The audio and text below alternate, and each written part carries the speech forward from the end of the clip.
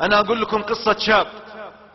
اسمعوا يا شباب الأمة، والله الذي لا إله إلا هو إن هذه القصة كما أحدثكم وإني على يقين، وحدثني بها عدول ومن سمعها ورآها وشاهدها قبل أيام أو قبل أشهر. تأتي الموافقة على إكمال طريق أبها الحجاز مرورا ببلحمر وتنومة والنماص وبلسمر، حتى وصلت الشركة المنفذة للمشروع إلى منطقة يقال لها شمران. وصلوا إلى هذه المنطقة وهذه القرية، فأوقف سير هذه الشركة مقبرة قديمة أوقفت إتمام هذا الطريق. ذهبت تلك الشركة إلى المحكمة في شمران، ثم قدموا عليهم استدعاء يستفتونهم في شأن هذه المقبرة التي وقفت في إتمام الطريق. أحبتي الكرام، صدرت الفتوى من هيئة كبار العلماء بتغيير أماكن هذه القبور. شكلوا لجنة. أحبتي الكرام، آخر من دفن في هذه المقبرة قبل 30 سنة، بالله يا أخوان، بالله تأملوا معي في هذه القصة. آخر من دفن في هذه المقبرة قبل 30 سنة. شكلوا لجنة من المحكمة ومن هيئة الأمر بالمعروف والنهي عن المنكر ومن البلدية ومن أعيان القبيلة لنبش هذه القبور وتغيير أماكنها. بدأوا في عملهم، أخذوا ينبشون القبور قبرا تلو قبر، ما يجدون في هذه القبور إلا روائح منتنة ورفات العظام. آخر من دفن في هذه المقبرة قبل 30 سنة وقفوا على ذاك القبر، بدأوا ينبشون التراب من على ذاك القبر. أحبتي الكرام، عيشوا معي هذا الواقع، والله كما أحدثكم، ينبشون القبر على صاحبه حتى وقفوا على اللحود والصلايا، أبعدوا تلك اللحود، وإذا بالجميع يكبر.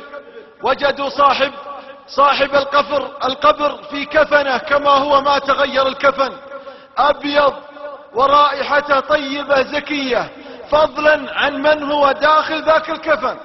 أخرجوه من قبره والجميع يكبر. الله يا الله، من هو سعيد الحظ الذي داخل هذا الكفن؟ أخرجوه من القبر، ثم انفتحوا الغطاء عن وجهه، وإذا بأعيان القرية والقبيلة يعرفونه. هذا فلان ابن فلان، هذا فلان ابن فلان مات قبل 30 سنة، هذا فلان ابن فلان مات قبل 30 سنة. والله يا أحبتي ما تغير، وجهه هو، جسمه هو ما تغير، كفنه هو ما تغير. أخذوه وحملوه، ثم ذهبوا به إلى أبيه.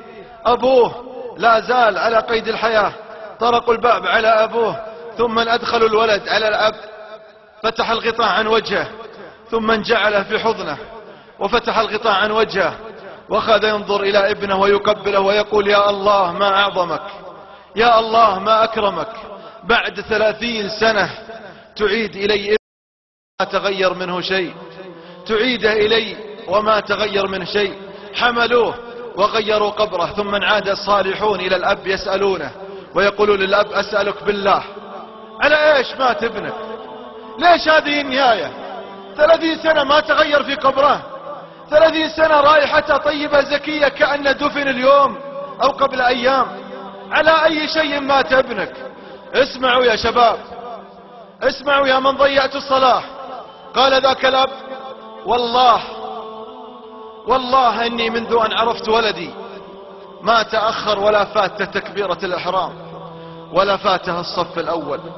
والله إني من عرفت ولدي ما عمري جيت صحيت لصلاة الفجر. أجي أصحي لصلاة الفجر وهو صاحي وتوضأ وذهب إلى صلاة الفجر. والله ما تعبني في قضية الصلاة، محافظ على صلاته. علشان كذا في قبره 30 سنة ما تغير. والله ما نسعد إلا بالدين، إلا بالطاعة، إلا بالعبادة. لن تسعدنا شاشات وقنوات، ولن تسعدنا مباريات وكاس العالم ومتابعته. والله لن نسعد يوم نعلق قلوبنا بغير الله. لا يا الغالي، لن نسعد إلا بالطاعة، إلا بالعبادة، إلا بالقرب، إلا بالقرب من الله. أسأل الله أن يجعل القلوب معلقة، فقولوا آمين.